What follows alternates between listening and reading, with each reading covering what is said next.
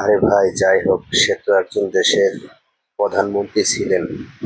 তার এইসব গোপনীয় জিনিসগুলো আপনাদের বের করে মিডিয়ার সামনে প্রচার করা ভাই কোনোভাবেই ঠিক না ভাই, ঠিক আছে? এটা গ্রহণযোগ্য নয় ভাই। মা বোন সবারই আছে।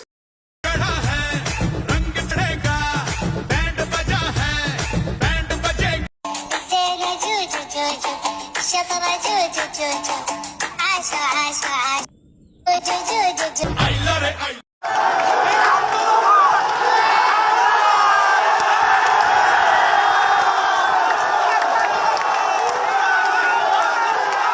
চলমান এই রাজনীতিতে শেখ মুজিবুরের দেশের একটা ভূমিকা ছিল।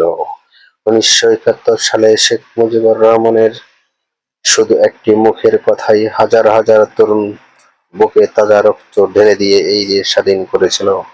আর তার মেয়ের আজকে এই শুধু নিজের শক্তিকে টিকিয়ে রাখার জন্য আজ নিজের বাবার সেই অস্তিত্বটুকু বিলীন হয়ে গেল।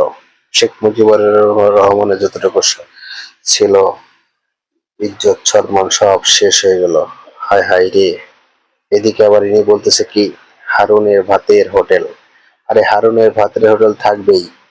এই হারুন চলে যাক, আরো কত হারুন আসবে, কিন্তু ভাতের হোটেল থাকবেই। আপনি ভাষণ দিচ্ছেন, কোনো সমস্যা নেই, তবে আপনারা দেশ স্বাধীন করছেন, আপনাদেরকে সেলুট না দিয়ে আমরা পারি না বোন। আপনাদেরকে সেলুট, হাজার সেলুট সকল বীরদের সেলুট।